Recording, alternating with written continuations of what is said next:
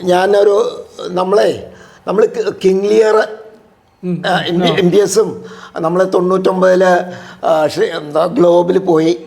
അപ്പോൾ ഒരു പുതിയ സമ്പ്രദായത്തിലുള്ള മേളം ആവിഷ്കരിച്ചു. അതിൽ കൃഷ്ണൻകുട്ടി പൂതാളാശാനും ഇവരൊക്കെ കൂടിയിട്ടും പിന്നെ ഉണ്ണികൃഷ്ണനും അപ്പുട്ടി പൂതാളും നമ്പീശൻകുട്ടിയൊക്കെ ഉണ്ടായിരുന്നു. ഒരു അതേവരെ കഥകളിയിൽ കാണാത്ത ഈ കാറ്റും മഴയും ഇടിവെട്ടും ഇടിമിന്നലും ഒക്കെ മേളത്തിൽ കൂടെ കൊണ്ടുവന്നു. അങ്ങനെ വരുമ്പോൾ ഇന്നത്തെ പുതിയ മേളക്കാർ അപ്പോൾ പഴയ മേളക്കാരിനെ ഒക്കെ അപരിചിതമായിട്ടുള്ളൊരു മേഖലയിൽ കൂടെ നമ്മൾ സഞ്ചരിച്ചു വന്ന്. അപ്പോൾ അങ്ങനെ ഇന്ന് പുതിയ മേളക്കാർ പഴയ മേളക്കാരിൽ നിന്നും കൂടുതൽ എന്തെങ്കിലും അവരുടെ പ്രവൃത്തിയിൽ വല്ല മാറ്റങ്ങളും വന്നതായിട്ട് തോന്നുന്നുണ്ടോ? അല്ലെങ്കിൽ മേളത്തിന് വല്ല, ഞാൻ നല്ലത് ചീത്ത നല്ല അർത്ഥത്തിലല്ല പറയണത്, MBSൻ്റെ അനുഭവത്തിൽ MBS മേളത്തിനെ കുറിച്ച് ചിന്തിക്കാൻ തുടങ്ങുമ്പോൾ അങ്ങനെ വല്ലതും MBSന് തോന്നാറുണ്ടോ? എനിക്ക് തോന്നുന്നത് എന്തറിയോ, ഈ ഇപ്പോൾ കൃഷ്ണൻകുട്ടി ആശാൻ അങ്ങനെ ഒരു സംഭവം ഉണ്ടായി. ആശാന് അതൊരു ഒരു നിമിത്തായി ആ ഒരു സംഭവം. അതുപോലെ പരിചിതമല്ലാത്ത എന്തെങ്കിലും ഒരു വിഷയം ഇതിൻ്റെ അവതരണത്തിൽ കടന്നു വരുമ്പോൾ അതിനെ ശ്രദ്ധിക്കുന്ന ഒരു മേളക്കാരനാണെങ്കിൽ അതിനെ ആലോചിക്കും എങ്ങനെയാണ് അതിനെ, കാരണം ഇന്നലെ വരെ ഇല്ല, ഇന്നൊരു പുതിയൊരു രീതിയിൽ നമ്മൾ ആവിഷ്കരിക്കാൻ പുറപ്പെടുന്നത്. അതിലേക്കാണ് ഞാൻ വന്നത്. അതായത് ഒന്ന് ഒരു ശബ്ദത്തിൻ്റെ മാധ്യമം, അതാണല്ലോ പാട്ടും മേളവും, ശബ്ദത്തിൻ്റെ. മറ്റൊന്ന് ദൃശ്യമാധ്യമം. ഈ രണ്ട് മാധ്യമങ്ങളുടെ ചേരുവയാണ് കഥകളി. ഈ നിശ്ചലമായിട്ട് കഥകളിയിൽ വേഷക്കാരൻ പാടണ്ട അല്ലെങ്കിൽ എന്ന് വന്നപ്പോൾ തന്നെ വേഷക്കാരന് വലിയൊരു വെല്ലുവിളിയായി തീർന്നത് എങ്ങനെയാണ് ഈ ടെക്സ്റ്റിൻ്റെ പാഠത്തിൻ്റെ അർത്ഥം എങ്ങനെയാണ് ഈ കാണികളിലേക്ക് എത്തിക്കുക എന്നുള്ളത് വലിയൊരു സമസ്യയുണ്ടാവും ആ കാലത്ത്. ഇട്ടത്ത് കാലത്താണ് അങ്ങനെ വന്നതെന്നുള്ളൊരു ചരിത്രം ഉണ്ടല്ലോ. അപ്പോൾ ആരുടെ കാര്യത്തിലായാലും തനിക്ക് പരിചിതമില്ലാത്ത ഒരു അനുഭവത്തിലേക്ക് കടക്കേണ്ടി വരുമ്പോൾ സർഗാത്മകതയുള്ള അല്ലെങ്കിൽ അങ്ങനെ ക്രിയേറ്റിവിറ്റി ഉള്ള ഒരാളാച്ചാൽ അവർ ചിന്തിക്കാൻ വരികയാണ് അതിനെങ്ങനെയാണ് മറികടക്കുക. ആ ഒരു ചിന്ത വന്നേക്കൊണ്ടാണ് തനിക്ക് ഇന്നലെ വരെ വേണ്ടി വരാത്ത ഒരനുഭവം വന്നപ്പോൾ ടെക്സ്റ്റിലായാലും ടെക്സ്റ്റ് ഈ മറ്റേ നാട്യത്തിൻ്റെ ശരീരം എന്ന് പറയും. കഥകളി പാഠം ടെക്സ്റ്റ് നാട്യത്തിൻ്റെ ശരീരമാണ് അത്. അപ്പോൾ ടെക്സ്റ്റ് ഇതിൻ്റെ ശരീരമാണെന്ന് പറഞ്ഞല്ലോ. അപ്പോൾ അതങ്ങനെ ശരീരം എന്ന് പറയുമ്പോൾ ബാക്കിയൊക്കെ ശരീരത്തിന് അവയവങ്ങളാണ്. പക്ഷെ ഇതിനൊക്കെ ഒരു പൊരുത്തുണ്ടെങ്കിൽ ആ സ്വരൂപം പെർഫെക്റ്റ് പൂർണ്ണമാവുള്ളൂ. അപ്പോൾ ആ നിലയ്ക്ക് ഈ ടെക്സ്റ്റ് അതിൻ്റെ ശരീരം, 3 ആംഗികാഭിനയം അതിൻ്റെ മറ്റൊരു ഭാഗം, ആ ശരീരത്തിന് വിഷ്വലൈസ് ചെയ്യാനുള്ളത്. അവിടെ ആ വിഷ്വലൈസ് ചെയ്യുന്ന ആ ആംഗികാഭിനയത്തിന് വേണ്ടതായിട്ടുള്ള എഫക്റ്റ് കൊടുക്കുന്ന ഒരു ഘടകമാണ് മേളം. ഇതിന് ശബ്ദം നൽകുന്നത് ആദ്യം പറഞ്ഞാൽ അതാണ് ഈ മേളമല്ല. അപ്പോൾ ആ ശബ്ദം നൽകുമ്പോൾ ഈ കാണിക്കുന്ന പദാർത്ഥത്തിൻ്റെ സ്വഭാവവും അതിൻ്റെ സവിശേഷതയൊക്കെ ഉൾക്കൊണ്ടുകൊണ്ടുള്ള ഒരു ശബ്ദം കൊടുക്കുകയാണല്ലോ അതിൽ. പക്ഷെ അത്തരം തിരിച്ചറിവൊക്കെ കഥകളിയുടെ ചരിത്രത്തിൽ പക്ഷേ കൃഷ്ണൻകുട്ടി ആശാനിൽ കൂടി ഇപ്പോൾ മൂത്തമനയിൽ ഉണ്ടായിരിക്കാം. കാരണം ഇതാണല്ലോ കൃഷ്ണൻകുട്ടി ആശാൻ സൂചിപ്പിച്ചിട്ടുള്ളത് മൂത്തമനെ. അപ്പോൾ അതൊരു പുതിയൊരു കാലഘട്ടത്തിൻ്റെ ആവശ്യമായി വന്നു. കാരണം അങ്ങനെ ചില പുതിയതുകൾ കൊണ്ടുവന്നതോട് കൂടിയിട്ട് ആ കഥകളിയുടെ ചരിത്രം തന്നെ നമ്മളിങ്ങനെ പരിശോധിക്കുമ്പോഴേ ഇപ്പോൾ ആദ്യകാലത്തെ രാമനാട്ടത്തിൽ നിന്നും ഇങ്ങോട്ട് പോന്നിട്ടേ വെട്ടം അങ്ങനെ കോട്ടയം കഥകളി കടന്ന് വന്ന കല്ലടിക്കോടും കപ്ലിങ്ങാടും കഴിഞ്ഞ് കല്ലുവടി സമ്പ്രദായത്തിലേക്ക് എത്തി. ആ ഒരു ചരിത്രബോധത്തോടു കൂടി നമ്മൾ ഇതിനെ സമീപിക്കുമ്പോൾ ഇതിൻ്റെ ഓരോ ഘടകങ്ങൾക്കും അതത് കാലത്തുണ്ടായിട്ടുള്ള വളരെ ജീനിയസ് ആയിട്ടുള്ള ആൾക്കാരുടെ കോൺട്രിബ്യൂഷൻ എന്താണ് എന്നുള്ളത് നമുക്ക് തിരിച്ചു വരും. പക്ഷെ നമുക്ക് അറിയില്ല, ആരാണെന്ന് അറിയില്ല, പക്ഷെ സംഭവിച്ചു അങ്ങനെയൊന്നും. അപ്പോൾ കഥകളിയുടെ ഏറ്റവും ഒരു തരത്തിൽ പറഞ്ഞാൽ നമ്മൾ സുവർണകാലം എന്നൊക്കെ പറയുമല്ലോ കഴിഞ്ഞ നൂറ്റാണ്ടിൻ്റെ, ഈ ഘടകങ്ങളുടെയൊക്കെ പൊരുത്തം ഏറ്റവും അധികം പൊരുത്തപ്പെട്ട് കൊണ്ടുവന്നിട്ടുള്ള ഒരു കാലഘട്ടത്തിലായിരുന്നു കഴിഞ്ഞ നൂറ്റാണ്ടിൻ്റെ ആ സുവർണ കാലഘട്ടം എന്നുള്ളത്.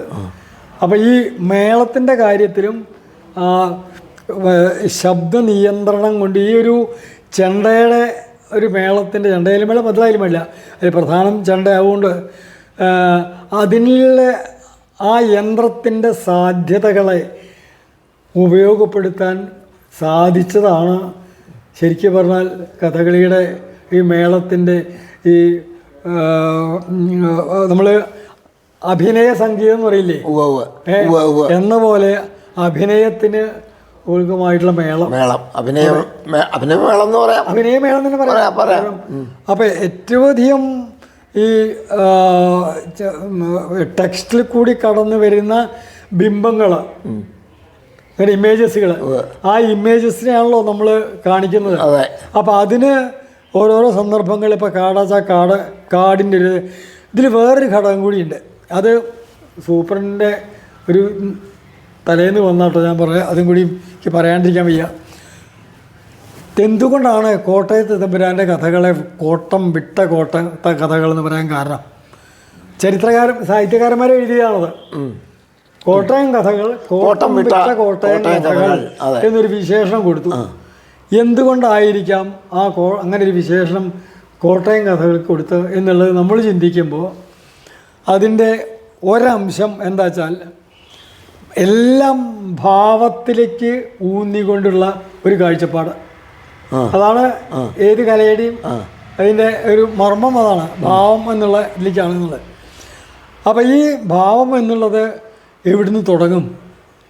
ശബ്ദം അതിൻ്റെ ഒരു ഘടകമാണല്ലോ ഭാവത്തിൻ്റെ. പക്ഷേ ആ ശബ്ദം ഈ ഒരു ടെക്സ്റ്റ് എഴുതുമ്പോൾ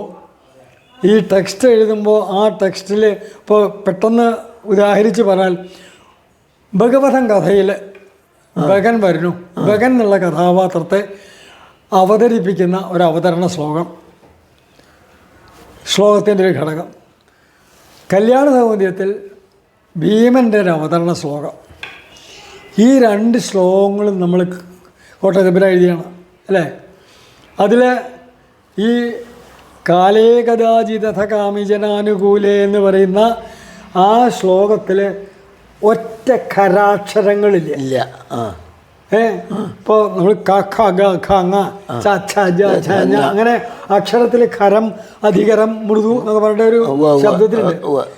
ഈ അക്ഷരത്തിൻ്റെ തെരഞ്ഞെടുപ്പ് മുതൽക്കൊണ്ട് നേരെ മറിച്ച് ഭഗവാന്റെ ശ്ലോകത്തിൽ ശ്രുത്വാ ഭീമപ്രണാദം ശ്രുതിപുട്ട കടുവി എന്ന് പറഞ്ഞിട്ട് നമ്മളൊക്കെ അതിൻ്റെ ആ ഉച്ചാരണത്തിൽ കൂടി തന്നെ ഒരു ഭാവം വരും ഇല്ലേ. അപ്പോൾ കോട്ടയത്ത് തമ്പുരാൻ്റെ ആ ഒരു എന്താ പറയേണ്ട ഒരു ദീർഘവീക്ഷണം താൻ എഴുതുന്ന കാട്ടക്കഥയുടെ അക്ഷരം വയ്ക്കുന്നത് മുതൽ കൊണ്ട് തുടങ്ങിയിട്ടുണ്ട് കോട്ടയം കഥകൾക്ക്. ഇതൊരു പ്രധാന വിഷയമാണ്. ഇത് അങ്ങനെ ആരും അത്ര പ്രത്യേകിച്ച് കണ്ടില്ല. അച്ഛൻ എനിക്ക് വേണ്ടി ഒരു 30-40 കൊല്ലം മുമ്പ് എഴുതിയിട്ടുള്ള ഒരു ലേഖനത്തിൽ അന്ന് സൂചിപ്പിച്ചൊരു വിഷയമാണ് ഞാൻ ഈ പറഞ്ഞത്. അത് MBS അവിടേക്ക് പോകുമ്പോഴല്ലേ, ഹവായിലേക്ക് പോകുമ്പോൾ അതായത് ഇതിലെ ക ക്ര പ്ര എന്നൊക്കെ പറയുമ്പോഴേക്ക് ആ ശബ്ദത്തിൽ തന്നെ നമുക്കൊരു ഭാവം വരുന്നത്. അപ്പം അവിടെ നിന്ന് തൊട്ടിട്ട് അതിനൊരു വേഷക്കാരൻ അതിനെ വിഷ്വലൈസ് ചെയ്യുമ്പോൾ, അതിനെ ദൃശ്യവൽക്കരിക്കുമ്പോൾ അവിടം വരെ ഭാവം എത്തിയുണ്ട്. ഇതിനനുസരിച്ചുള്ള ഭാവം വേഷക്കാരനെ സംബന്ധിച്ചോളം മലത്തി ചവിട്ടുക. അപ്പോൾ പ്രസിദ്ധമായിട്ടുള്ള മറ്റേ രാവണി മീനാശാൻ്റെ വാക്ക് കടപിടിച്ചാൽ നിങ്ങൾക്ക് മറ്റേ എന്താ ബാലകാലി നിങ്ങളെ വട്ടപ്പൻ ശീലാശാനിക്കാൻ സായി നിർത്തി വയ്യെങ്കിൽ വേണ്ട എന്ന് പറഞ്ഞില്ലേ? എത്ര വലിയൊരു ഒരു ദീർഘവീക്ഷണമുള്ളത് പറയാം. അപ്പം എല്ലാം ആ നിലയ്ക്ക് അങ്ങനെ കൂട്ടി കാണിച്ചുകൊണ്ട് ഭാവം, അതുപോലെ പിന്നെ കഥാപാത്രത്തിൻ്റെ മറ്റേ പാത്രസൃഷ്ടി, പാത്രയോഗം, അതൊക്കെ പിന്നെ കൊഴുത്താണ്. ഏതായാലും മേളം എന്നുള്ളൊരു വിഷയം കഥകളിക്ക് വെറും മറ്റേ ഇടതൂർന്ന മേളം അല്ല കഥകളിയുടെ മേളം. അത് ഓരോന്നിനും നിശ്ചലത വേണമെങ്കിൽ നിശബ്ദത വേണമെങ്കിൽ നിശബ്ദത വേണം, അതിഘോരമായിട്ട് വേണമെങ്കിൽ വേണം. ഇതൊക്കെ ഒരു മേളക്കാരൻ്റെ സർഗാത്മകമായിട്ടുള്ള ചിന്തകളെയും ആ പാഠ്യത്തിനനുസരിച്ച് ചെയ്യേണ്ടതായിട്ടുള്ള ആ ഒരു ഘട്ടത്തിൽ വിഷയമാണ് ഇന്നിപ്പോൾ ഏറ്റവും അധികം ശ്രദ്ധിക്കപ്പെട്ടിട്ടുള്ള ഒരു ഒപ്പം പറയേണ്ടതാണ്. മറ്റേ കൂടിയാട്ടത്തിൻ്റെ ഇയാളുടെ നാരായണ നമ്പ്യാരുടെ സംഭാവന. അവരെങ്ങനെയാണ് ഇത്രയൊന്നും അറിഞ്ഞില്ല, നമുക്കറിയാം എങ്ങനെയാണ് ഇതിനൊക്കെ ഉണ്ടായിട്ടുള്ളൊരു ഒരു ചരിത്ര ഒരു കാലഘട്ടത്തിൻ്റെ ഒരു സ്വഭാവമായിരിക്കാം. ഏതായാലും മേളം അന്ന് അങ്ങേയറ്റം ആ ഒരു ബോധം ഒരു ഇന്നത്തെ എല്ലാ കുട്ടികൾക്കും അതിന് അങ്ങനെയുള്ള ചിന്തകൾ ധാരാളം വന്നിറങ്ങിയിട്ടുണ്ടേ. അതാണ് അതിനൊരു പ്രധാന ഞാൻ കാണുന്നത്. നമ്മളിവിടെ മറ്റേ പോസ്റ്റ് ഗ്രാജുവേഷൻ നടക്കിയില്ലേ, ഈ പോസ്റ്റ് ഗ്രാജുവേഷൻ വന്നപ്പോൾ ഈ അന്ന് 8 കൊല്ലം കഥകളിക്ക് വേഷത്തിന്, 8 കൊല്ലം പാട്ടിന്, 4 കൊല്ലം മേളത്തിന്, ഒരു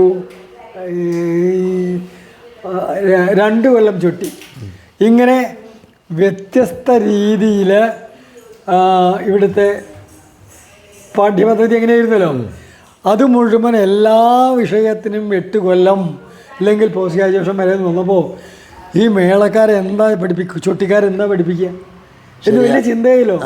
എന്നിട്ട് അതിൻ്റെ തുടക്കമാണല്ലോ നമ്മളിങ്ങനെയുള്ള ചിന്തകൾ വന്നുള്ളത്. ആ ചിന്തയിൽ കൂടി കടന്നു വന്നിട്ടുള്ള ഈ പുതിയ തലമുറയുടെ ഇങ്ങനെ അവർക്ക് കൊടുക്കാൻ സഹായിച്ചിട്ടുള്ള ഒരു സാഹചര്യം, അത് അവരിലും വേണ്ട വിധം കുറച്ചൊക്കെ ഏശിയിട്ടുണ്ട്. അങ്ങനെ ആ മേളത്തിൻ്റെ ഒരു സമ്പന്നത, അതുപോലെ ഇതിനോട് പൊരുത്തപ്പെട്ടു പോകുന്ന മറ്റൊരു കല്ലെഴുത ഗോപിയാശാൻ തന്നെയാണ് ഇത്. കാരണം സാധാരണ ഇല്ലാത്ത കുറേ അദ്ദേഹത്തിൻ്റെ സർഗാത്മകതയിൽ കൂടിയുള്ള ചിന്തകൾക്ക് ശബ്ദം കൊടുക്കാനുള്ള ഒരു സാഹചര്യം വന്നപ്പോൾ അതും ഏറ്റെടുക്കാൻ പറ്റുന്ന ഒരാൾ നിലയ്ക്ക് വന്നപ്പോൾ അവരിൽ കൂടിയും ഇതൊക്കെ തന്നെയാണ് നമുക്കൊരു സന്ദർഭം കിട്ടുമ്പോൾ നമ്മളതിനെ ഒരു പുതുമതിൽ കാണുമ്പോൾ ഞാൻ വിചാരിച്ചേ, അപ്പോൾ മിഞ്ഞാന്നാണല്ലോ ഇവിടെ എന്തൊരു നാടകം കണ്ട, ഒരു സിനിമയോ നാടകം നിശ്ചയില്ല എന്താ ഉണ്ടായതുള്ളത്. അപ്പോൾ എന്നോട് പലരും ചോദിച്ചു ഇതൊക്കെ കഥകളിയാകാൻ പറ്റുമോ? നിശ്ചയില്ല ഞാൻ പറഞ്ഞു. പക്ഷെ എൻ്റെ ഒരു അനുഭവത്തിൽ ഒരു ചെറിയൊരു കാര്യം എന്താ വെച്ചാൽ, എനിക്ക് അത്തരം ഒരു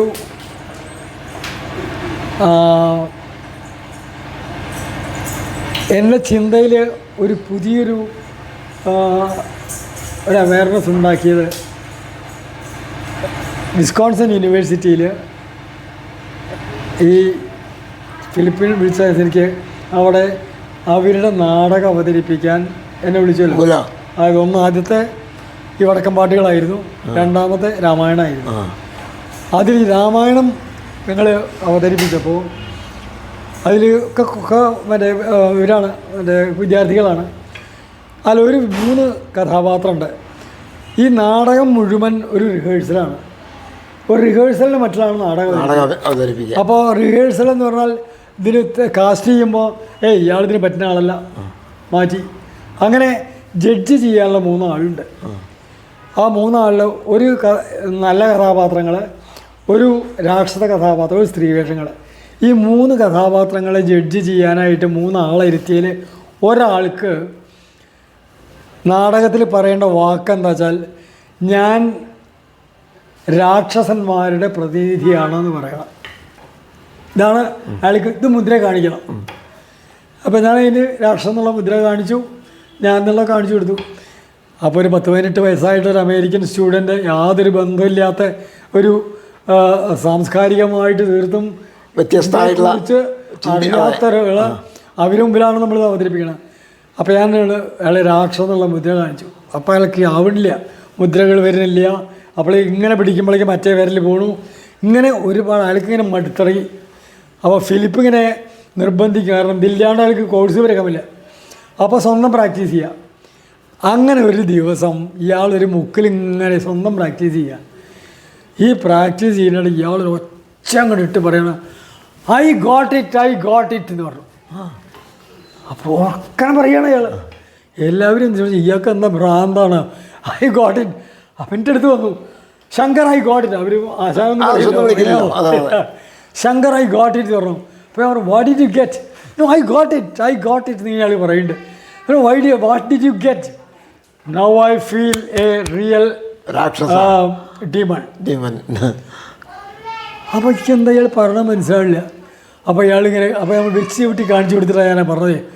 അപ്പോൾ ഇങ്ങനെ കാണിച്ച് അയാൾ ഇങ്ങനെ അങ്ങോട്ട് ആകുമ്പോഴൊക്കെ ഡിമൺ അങ്ങനെ പറയുകയാണ് ചെയ്യണത്. ശബ്ദം കൂടി വരിക, ശബ്ദം കൂടെ അപ്പോൾ ടെക്സ്റ്റ് വേണല്ലോ, ടെക്സ്റ്റ് ഇവർ പറയണല്ലോ, I am the representative develop. അപ്പോൾ ഈ ഒരു മുദ്രയുടെ ഒരു മാധ്യമം, ഒരു ദൃശ്യമാധ്യമത്തിന് ഒരു ശ്രവ്യമാധ്യമം സിങ്ക്രണൈസ് ചെയ്യാണ് അല്ലേ? കഥകളിയുടെ അടിസ്ഥാനം മുഴുവൻ തന്നെ മുദ്രയ്ക്ക് കൂടുക എന്നുള്ളത് നമ്മൾ പറയണു. ആ മുദ്രയ്ക്ക് കൂടുക എന്നുള്ളതാണ് കഥകളിയുടെ അടിസ്ഥാനം. ഇതെനിക്ക് മനസ്സിലായത് അവിടുന്ന് ഒരു കുട്ടി പഠിക്കുമ്പോഴാണ്. അപ്പോൾ കുട്ടികളായാലും നമുക്ക് പലതും പഠിക്കാണ്ട്. ഞാൻ പറഞ്ഞു വരുന്നത് മേളത്തിനെ കുറിച്ചാണ് നമ്മൾ പറഞ്ഞു വരുന്നത്. ഇന്നത് ഏറ്റവും അധികം സമ്പന്നമായിട്ടുള്ള ഒരു തലത്തിലേക്ക് ആ മേളം വളർന്നു വന്നിട്ടുണ്ട്. അതും വളരെ ശുഭകരമായിട്ടുള്ള ഒരവസ്ഥയാണ്. വേറെ ഒരുപാട് നമുക്ക് ആധുനിക കഥകളെക്കുറിച്ച് പറയാറുണ്ടെങ്കിലും പലതും നമുക്ക് നമ്മുടെ മാടമ്പി നേരത്തെ പറഞ്ഞ പോലെ നമ്മളെ ശീലത്തിന് പൊരുത്തപ്പെട്ടില്ലെങ്കിലും അത് മാറ്റം എന്നുള്ളത് നിർത്തിയില്ല. പക്ഷേ ഈ അടിസ്ഥാന കഥകളിയുടെ കോർ എന്താണെന്നുള്ളത് നമ്മൾ മനസ്സിലാക്കാൻ സാധിച്ചാൽ പിന്നെ അതിലേക്ക് ചെന്ന് ചേർക്കാൻ സാധിക്കും. ഒരു ക്രിയേറ്റിവിറ്റി ഉള്ള ആളാണ്. അതെ. MPS ഇപ്പോൾ വിദേശ സർവകലാശാലകളിൽ പ്രത്യേകിച്ചും ഫിലിപ്പിൻ്റെ എന്താ നേതൃത്വത്തിലെന്നോ അല്ലെങ്കിൽ ഫിലിപ്പ് അല്ലെങ്കിൽ യൂജീൻ ബാർബ ക്ഷണിച്ചിട്ടൊക്കെ പല പ്രോജക്റ്റിലും പങ്കെടുത്തിട്ട് ഒരു എക്സ്പീരിയൻസും വന്നു. അതിൽ MPS കഥകളിയുടെ ചില സങ്കേതങ്ങൾ ഉപയോഗിച്ചുകൊണ്ട് പുതിയ രീതിയിലുള്ള ചില പ്രൊഡക്ഷൻസൊക്കെ ചെയ്തു. നമ്മുടെ നാട്ടിലും അതുപോലെ തന്നെ പല പുതിയ പ്രൊഡക്ഷൻസും വരുന്നുണ്ട്. നമ്മൾ തന്നെ കിംഗ്ലിയർ ചെയ്തു. അതല്ലെങ്കിൽ ഇപ്പോൾ എന്താ മാർഗി അവർ മറ്റേ ഡോൺ കിയോട്ടെ ചെയ്തു. ആയിക്കോട്ടെ, ഇങ്ങനെ വരുമ്പോൾ ഈ നമ്മുടെ കഥകളിയുടെ സൗന്ദര്യ ഒരു നമ്മളെക്കുറിച്ച് നമ്മുടെ മനസ്സിലൊരു ബോധമുണ്ട്. കണ്ടിട്ടും അല്ലെങ്കിൽ MPS ഒക്കെ ചെയ്തിട്ടും കണ്ടിട്ടും അനുഭവിച്ചിട്ടും. അങ്ങനെ വരുമ്പോൾ ഈ പുതിയ സമ്പ്രദായത്തിൽ എത്രത്തോളം അതിനെ മാറും. കല മാറാണ്ടിരിക്കില്ല, കാലത്തിനനുസരിച്ച് കലയല്ല എന്തും മാറും. പക്ഷെ അത് നമ്മൾ വരുമ്പോൾ എത്രത്തോളം അതിന് എന്തായാലും പറയേണ്ടത് എനിക്ക് സത്യം പറഞ്ഞാൽ അറിയില്ല. നമ്മുടെ കഥകളിയുടെ സൗന്ദര്യ ശാസ്ത്രത്തിൽ എത്രത്തോളം അതിന് നിലനിൽപ്പുണ്ടാവും ഈ പുതിയത്. ഇപ്പോൾ കിംഗ്ലിയർ ഉറപ്പാണ്, യൂറോപ്പിൽ ധാരാളം കളിച്ചു. പക്ഷേ നമ്മുടെ നാട്ടിൽ അത്ര അധികം സ്വീകാര്യത കിട്ടിയില്ല. അപ്പം നമ്മുടെ നാട്ടിൽ വരുന്ന പുതിയ കഥകൾ ഇപ്പോൾ കലാമണ്ഡലം ചിലത് ആമ്മയുടെ കഥ മറ്റൊക്കെ ചെയ്യുന്നുണ്ട്. അതങ്ങനെ വരുമ്പോൾ എത്രത്തോളം അത്തരം പ്രൊഡക്ഷൻസിന് എത്രത്തോളം നിലനിൽപ്പുണ്ട്, അല്ലെങ്കിൽ പുതിയ ഒരു ആസ്വാദകരെ സൃഷ്ടിക്കുകയാണ്. അതിപ്പോൾ എന്താ തോന്നണത്? ഞാൻ വലിയൊരു ക്രിട്ടിക്കൽ ഇതോട് കൂടിയിട്ടല്ല ചോദിക്കുന്നത് കേട്ടോ. അല്ല, ഞാൻ അഭിപ്രായം വളരെ തുറന്ന് പറയാം. എന്താ അറിയോ, കൃഷ്ണപിള്ളാച്ചാൻ്റെ വാക്കന്നെ എനിക്ക് കടമെടുത്ത് പറയാനുള്ളത്. കഥകളിയിലെ പരീക്ഷണങ്ങൾ നടത്തുമ്പോൾ ഇപ്പോൾ കിംഗ്ലിയർ നമ്മൾ ചെയ്തു, ശരിയാണ്. ഈ കിംഗ്ലിയറിനൊരു പ്രത്യേകത ഉണ്ടാവുകൊണ്ടാണ് അതിന് കുറച്ചെങ്കിലും പിടിച്ചു നിൽക്കാൻ സാധിച്ചത്. കാരണം കിംഗ്ലിയർ കഥ ലോകത്തിലെവിടെയും സംഭവിക്കാം, യൂറോപ്പിൽ മാത്രം സംഭവിക്കുന്നില്ല. ഒരു വൃദ്ധനായിട്ടുള്ള ഒരു രാജാവ്, 3 പെൺമക്കൾ, വാർദ്ധക്യമായി. അദ്ദേഹത്തിന് ഒരുപാട് സ്വത്തുണ്ട്. അപ്പോൾ സ്വാഭാവികമായിട്ടും എൻ്റെ വാർദ്ധക്യകാലത്ത് എന്നെ ആരാ നോക്കുക എന്നൊരു ചിന്ത സ്വാഭാവികമായിട്ടും ഏത് മനുഷ്യനും ഉണ്ടാവും. അപ്പോൾ അദ്ദേഹത്തിൻ്റെ ഒരു ചെറിയൊരു സ്വാർത്ഥത എന്താ തോന്നിയ വെച്ചാൽ ആരാണ് എന്നെ അധികം സ്നേഹിക്കുക എന്നൊരു പരീക്ഷണം നടത്താൻ അദ്ദേഹം പുറപ്പെട്ടു. അതൊരു അപകടമായിട്ടുള്ളൊരു പരീക്ഷണമായി കഴിഞ്ഞു. അപ്പോൾ പിന്നെ കഥ അറിയാലോ, ഈ ഒരു സംഭവം നമ്മുടെ നാട്ടിൽ സംഭവിച്ചുകൂടെ? എവിടെയും സംഭവിക്കാം അല്ലേ? എവിടെയും സംഭവിക്കാം. ലോകത്തിൽ എവിടെയും സംഭവിക്കാൻ പറ്റുന്ന ഒരു ഇതിവൃത്താണ് കിങ് ലിയർ. അതെ, അതുകൊണ്ട് അത് കുറച്ചു നേരം പിടിച്ചു നിൽക്കാൻ കഴിയും. അപ്പോഴും നമ്മുടെ പ്രശ്നം എന്ന് വെച്ചാൽ കഥകളിയുടെ പ്രശ്നം എന്ന് പറയുന്നത് ആഹാര്യമാണ്. ഈ ആഹാര്യത്തിനെ കുറിച്ചൊരു വല്ലാത്തൊരു ബോധം നമ്മുടെ മനസ്സിൽ നിൽക്കുന്നുണ്ട്. ഒരു കിരീടം വെച്ചിട്ടുള്ള, ഞാനതിന് ഒരു വിമർശനം ഉണ്ടായി എൻ്റെ, അത് പലർക്കും ഇഷ്ടപ്പെട്ടില്ല. മാത്രമല്ല ആമി മൊയലിൻ്റെ കഥ, ആമി മൊയലിനും കഥകളിയായിട്ട് അവതരിപ്പിച്ചപ്പോൾ എന്നെ വിളിച്ചു ചോദിച്ചു, ഗോപിയാശാനുണ്ടായിരുന്നു ഉണ്ട്.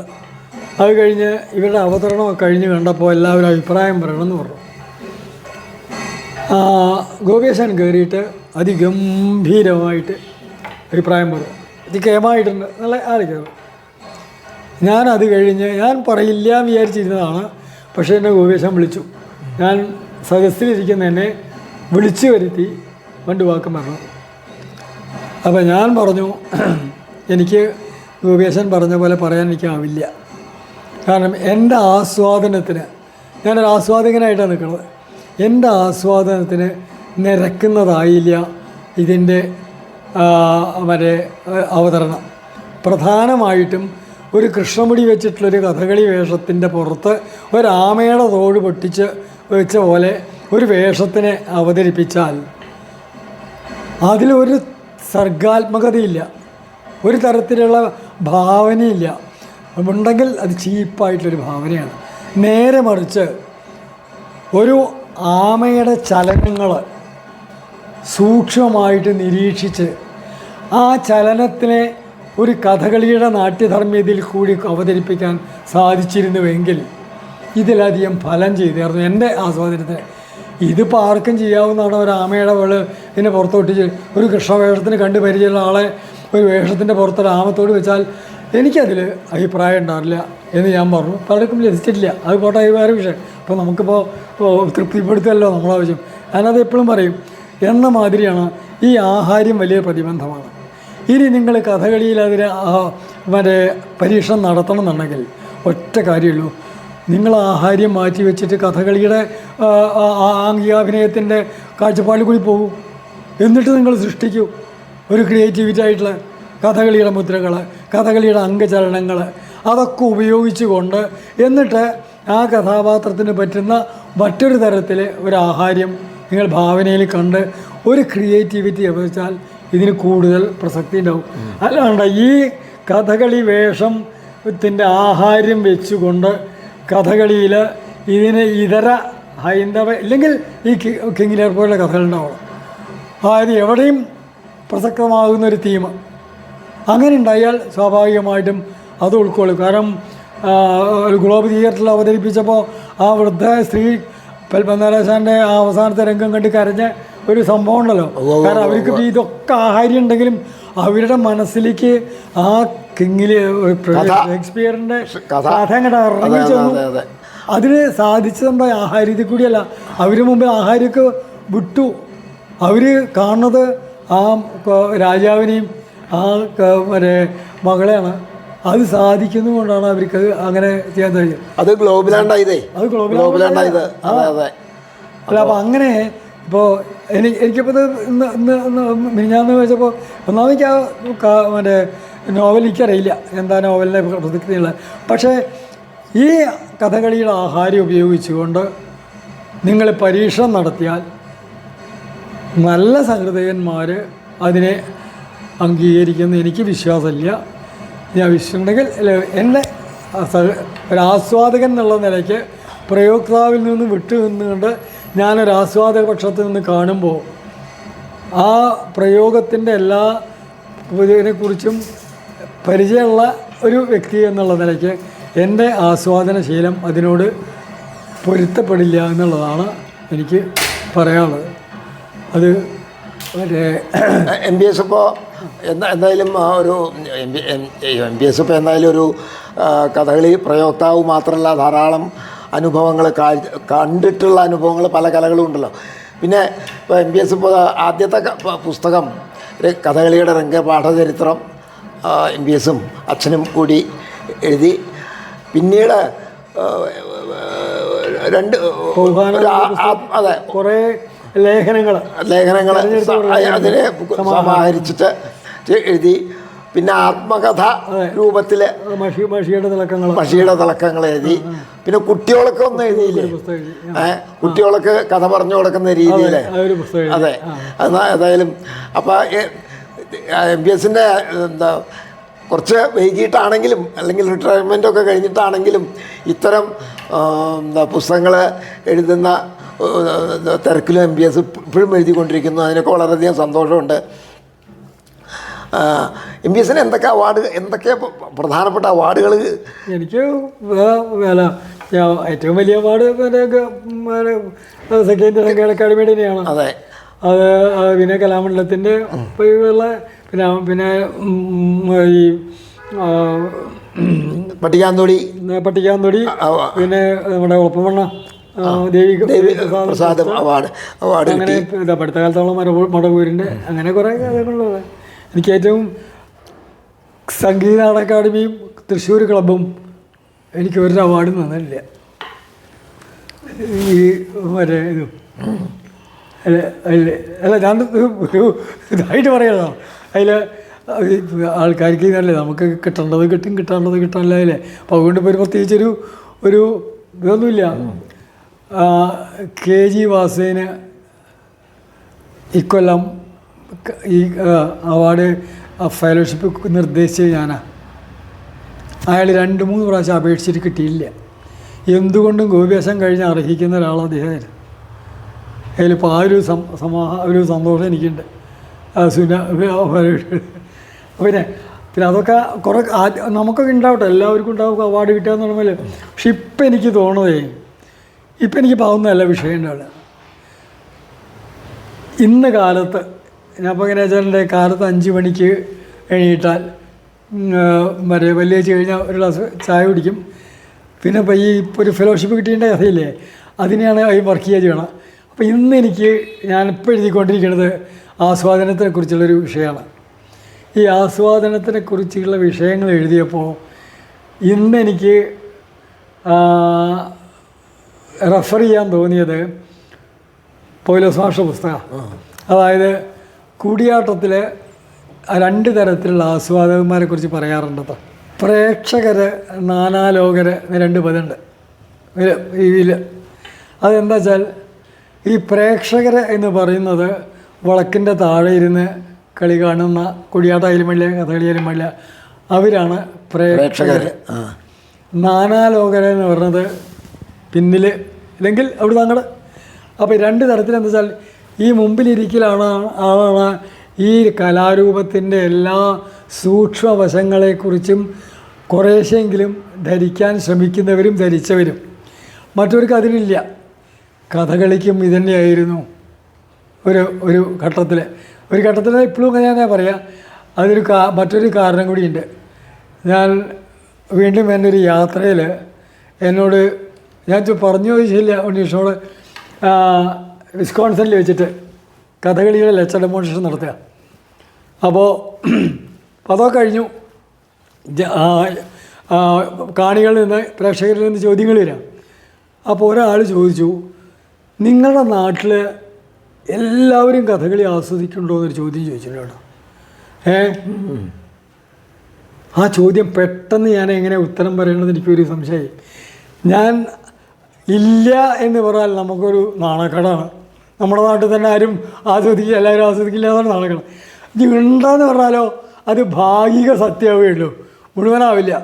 അപ്പോൾ ഞാൻ എന്ത് ചെയ്യണം? ഇങ്ങനെ സമയമില്ലല്ലോ, മറുപടി കൊടുക്കണ്ടേ. അപ്പോൾ പെട്ടെന്ന് എൻ്റെ മനസ്സിൽ പോയതെന്ന് വെച്ചാൽ, ഞാൻ കളി കാണാൻ തുടങ്ങുന്നൊരു കാലം, കരിക്കാട്ടമ്പലത്തിലെ ഉത്സവക്കളിക്ക് കളി കാണാൻ തുടങ്ങുന്നൊരു കാലഘട്ടത്തിനെ കുറിച്ച് ഞാൻ ആലോചിച്ചപ്പോൾ, അന്ന് ഈ കരിക്കാട് ഗ്രാമത്തിൽ പൊതുവെ അവിടെ വർക്കിംഗ് ക്ലാസ്സാണ് അധികം, പല ജോലിപ്പണിയുള്ള ഒരു വലിയ ധനാഢ്യരെന്നുള്ളൊരു നില. പക്ഷേ ഈ 4 ദിവസം കളിക്കും. അവിടെ പണ്ടൊക്കെ തിരുവാതിര അമ്പലത്തിൽ ഇല്ലേ പായിട്ട് പോകുന്നല്ലേ, ഇവരെല്ലാം നിറഞ്ഞിരിക്കുന്നുണ്ടാവും. അപ്പം ഞാനിങ്ങനെ ആലോചിച്ചു, ഇവരെന്താ കളി കാണുന്നത്? നമുക്കറിയാം ദൂരത്തേക്ക് ഈ ചിലർക്കെങ്കിലും കഥ അറിയിരിക്കാം, എന്നിട്ട് അറിയിരിക്കാം. അപ്പോൾ ഞാൻ വിചാരിച്ചു അവരും ഒരു തരത്തിൽ ആസ്വദിക്കും. പിന്നെ തീർച്ചയായിട്ടും അല്ലേ, അവരും ഒരു ആസ്വദിക്കേണ്ടെങ്കിൽ പഠിച്ചാൽ വന്നിട്ട് അവരിരിക്കും. കുറച്ചുറക്കും, കുറച്ച് സൗകര്യം പോലെ ഉറങ്ങും, കുറച്ച് അവർക്ക് ഇഷ്ടമുള്ള ചില ഭൂതോ പ്രേതോ അല്ലെങ്കിൽ പല എന്ന് കാളി കൂളിയോ അല്ലെങ്കിൽ നക്കരത്തുണ്ടിയോ ഒക്കെ വരുമ്പോൾ എണീക്കും വലിയ ഭൂതം വരുമ്പോൾ. അപ്പോൾ കഥകളിയെ സംബന്ധിച്ചുള്ള ഒരു കാഴ്ചപ്പാട് ഈ 2 തരത്തിൽ അതും ഇതാണ്. അപ്പോൾ ഈ 2 പേരെയും തൃപ്തിപ്പെടുത്തുക എന്നുള്ളത് ഒരു കലാരൂപത്തിൻ്റെ അതിന് സാധിക്കുന്ന കലാരൂപം ഒരു ആവുമ്പോഴാണ് നമുക്കതിനെ ഉത്തിഷ്ടമായിട്ടുള്ളൊരു കലാരൂപം എന്ന് പറയാറ്. അപ്പോൾ ഈ ഒരു തരത്തിൽ നമ്മൾ ചിന്തിക്കുമ്പോൾ ഈ വിദേശ കഥകൾ ഉപയോഗിച്ചുകൊണ്ട് നമ്മൾ കഥകളിയിൽ പരീക്ഷണം നടത്തുമ്പോൾ ഈ ഒരു കാര്യം വളരെ ശ്രദ്ധിക്കേണ്ടതാണെന്ന് എനിക്ക് തോന്നുന്നുണ്ട്. പറ്റാത്ത കഥകളിയുടെ ആഹാര്യത്തിനോട് ഒരിക്കലും പൊരുത്തപ്പെടില്ല മറ്റത് നമ്മൾ. ഇല്ലെങ്കിൽ നേരത്തെ പറഞ്ഞ കിങ് ലിയറിൻ്റെ ഇതിവൃത്തത്തിൻ്റെ സ്വഭാവം അങ്ങനെയായിരിക്കണം. ലോകത്തിൽ എവിടെ സംഭവിച്ചാലും പറ്റാവുന്ന ഒരു കഥയാവണം അത് സംഭവിക്കും. അല്ലെങ്കിൽ എനിക്കതിനോട് പൊരുത്തില്ല. അപ്പോൾ പരീക്ഷയൊക്കെ നടന്നോട്ടെ, വേണ്ടാന്ന് നമ്മളിത് പറയില്ല, ആർക്കും എതിർക്കാനും പറ്റില്ല. പക്ഷേ നമ്മുടെ സഹൃദയത്വത്തിന് അത് നിരക്കുന്നില്ല എന്നുള്ളത് തുറന്ന് പറയാൻ എനിക്കൊരു വഴിയില്ല. അപ്പോൾ നാളത്തെ എങ്ങനെയാണ് പറയാൻ പറ്റില്ല. അത്രേ ഉള്ളൂ. പിന്നെ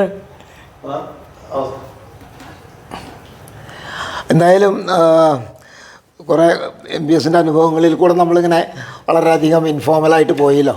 അപ്പോൾ ചെറുതുരുത്തിയെ കുടുംബിനിയും മക്കളും ഒക്കെ പേരക്കുട്ടികളൊക്കെ ആയിട്ട് താമസിക്കുന്നു. ലീല ഞാൻ ചോദിച്ച കുടുംബപരമായിട്ടുള്ള അല്ല, ഞാൻ അതിന് മറുപടി പറഞ്ഞ തന്നെ പറയട്ടെ. അതായത് നമ്മളെ ഒരു കലാകാരനെ സംബന്ധിച്ചിടത്തോളം ഒരു നല്ലൊരു കുടുംബാന്തരീക്ഷത്തിൽ അവർക്ക് അവരുടെ സർഗാത്മകത പുറത്ത് കൊണ്ടുവരാൻ പറ്റും. അല്ലെങ്കിൽ പിന്നെ ഒരു തരത്തിലുള്ള എന്താ പറയണ്ടേ ഭ്രാന്ത് പോലെ കൈ തീരണം. നമ്മൾ കുടുംബം നോക്കില്ല, അങ്ങനെ തുടങ്ങിയിട്ടില്ല. അങ്ങനെ ഒരു അവസ്ഥയിൽ നമുക്ക് നിശ്ചയില്ല, അതൊരു എക്സ്ട്രീമിലേക്ക് പോവുകയാണ്. അതല്ല എന്നുണ്ടെങ്കിൽ നല്ലൊരു കുടുംബാന്തരീക്ഷം ഉണ്ടാവുക, നമുക്കും നമ്മളെ കെയർ ചെയ്യുന്ന ഒരു കുടുംബാന്തരീക്ഷം ഉണ്ടാവുക. അങ്ങനെ ഒരു കുടുംബത്തിൽ ഇരിക്കുമ്പോഴാണ് നമുക്ക് ഇതിനെക്കുറിച്ചൊക്കെ ചിന്തിക്കാനൊക്കെ പറ്റുള്ളൂ. ഇപ്പം എനിക്ക് ഏറ്റവും തോന്നുന്നത് സൂപ്രണ്ടിൻ്റെ കുഞ്ചുവിൻ്റെ അമ്മ അവിടെ ഇങ്ങനെ കിടക്കുക, ഇത് അസുഖമായിട്ട് ഒരു ആ ഒരു കിടപ്പിൽ ഞങ്ങൾ ഈ പുസ്തകം എഴുതിയെന്ന് പറയുമ്പോൾ എനിക്ക് തന്നെ അപ്പോൾ സൂപ്രണ്ടിന് അത്രയും ഇതിനോടുള്ള ഒരു എന്താ പറയണ്ട തൻ്റെ അത് ചെയ്യാനുള്ളൊരു മാനസിക അവസ്ഥ ഉണ്ടായത് കൊണ്ടാണല്ലോ അല്ലേ. പക്ഷെ അത് അപൂർവമായിരിക്കും ഇതിൽ. പക്ഷെ എന്നെ സംബന്ധിച്ചിടത്തോളം വളരെ ഇന്നേ തീയതി വരെ നമ്മുടെ കുടുംബത്തിൻ്റെ കാര്യത്തിൽ എനിക്ക് വളരെ അനുകൂലമായിട്ടുള്ള കലാവിഷയങ്ങളൊക്കെ എന്തിലും എനിക്ക് അനുകൂലമായിട്ടുള്ള സപ്പോർട്ടീവായിട്ടുള്ള ഒരു അന്തരീക്ഷം, അത് ഭാര്യയായാലും വേണ്ടില്ല, മക്കളായാലും വേണ്ടില്ല, മക്കളുടെ ഭാര്യമാരായാലും വേണ്ടില്ല, കുട്ടികളായാലും വേണ്ടില്ല. അതുകൊണ്ട് ഞാൻ എൻ്റെ ഒരു 100% സംതൃപ്തനാണ്. ഇനി വിളിക്കുമ്പോൾ പോകുക എന്നല്ലേ, ഇപ്പൊക്കെ ബോണസായി ഇനിയൊക്കെ വേണമെങ്കിലാവാം. പക്ഷെ ഒന്നുണ്ട്, എനിക്കൊരു മോഹം എന്ന് വെച്ചാൽ എഴുതാനും വായിക്കാനും സാധിക്കണേ എന്നൊരു പ്രാർത്ഥന അവസാനം വരെ. അത് ഇല്ലെങ്കിൽ നമ്മൾ കഷ്ടമായി പോയിടും. അല്ല, അപ്പം എനിക്ക് കാര്യം തോന്നി ഞാൻ 1.5 മണിക്കൂർ പെടുന്ന എഴുതി. കാലത്ത് 5 മുതൽ തുടങ്ങിയിട്ട് അപ്പോൾ പൗലോസ് പുസ്തകം എടുത്തു വെച്ചു. അപ്പോൾ എൻ്റെ മനസ്സിലെന്ന് വെച്ചാൽ ഈ ആസ്വാദനമുള്ള നമ്മുടെ വിഷയം. ഈ ആസ്വാദനം എന്ന് പറഞ്ഞാൽ കാണികളാണല്ലോ. അപ്പോൾ ആ കാണികൾ എങ്ങനെയായിരിക്കണം ആസ്വദിക്കാൻ എന്നുള്ളത്, ആ കാണികളുടെ ആസ്വാദനമാണ് നമ്മളിവിടെ സംസാരിച്ചു കൊണ്ടിരിക്കുന്നത്. അപ്പോൾ അതിന് ഇങ്ങനെയൊരു ഇത് കൂടിയാട്ടത്തിൻ്റെ വ്യംഗ്യവ്യാഖ്യ എന്നുള്ള വളരെ പ്രശസ്തമായിട്ടുള്ളൊരു ഗ്രന്ഥത്തിൽ പറയുന്ന വിഷയമാണ്. അത് വളരെ പ്രസക്തമാണ്. അതിൽ അപ്പോൾ ഈ നാളത്തെ എങ്ങനെ ഉണ്ടാവും നമുക്ക് ആരും പ്രവചിക്കാൻ പറ്റില്ല, നമ്മൾ ആരും പ്രവചിക്കേണ്ടതില്ല. പക്ഷെ പരീക്ഷണങ്ങൾ നടക്കട്ടെ, നിലനിൽക്കേണ്ടത് നിലനിൽക്കും, അല്ലെങ്കിൽ തള്ളേണ്ടത് തള്ളും, കൊള്ളേണ്ടത് കൊള്ളും. യാതൊരു സംശയമില്ല. അത് ജനങ്ങളെ ആസ്വാദകരാണ് നിശ്ചയിക്കാൻ. അവരാണ് ഇതിൻ്റെ സുപ്രീം കോർട്ട്. അവർ നിശ്ചയിക്കുന്നേ നടക്കാവുള്ളൂ, വേറെ ഒരാൾ പറഞ്ഞിട്ടും കാര്യമില്ല. എന്തായാലും നമ്മളപരിചിതന്മാരല്ല, എന്നാലും സൗഹൃദ സംഭാഷണം കുറച്ച് നേരം ഉണ്ടായി. എനിക്കും കുറേ അനുഭവങ്ങൾ ഇതിൽ നിന്നുണ്ടായി. വളരെ സന്തോഷം.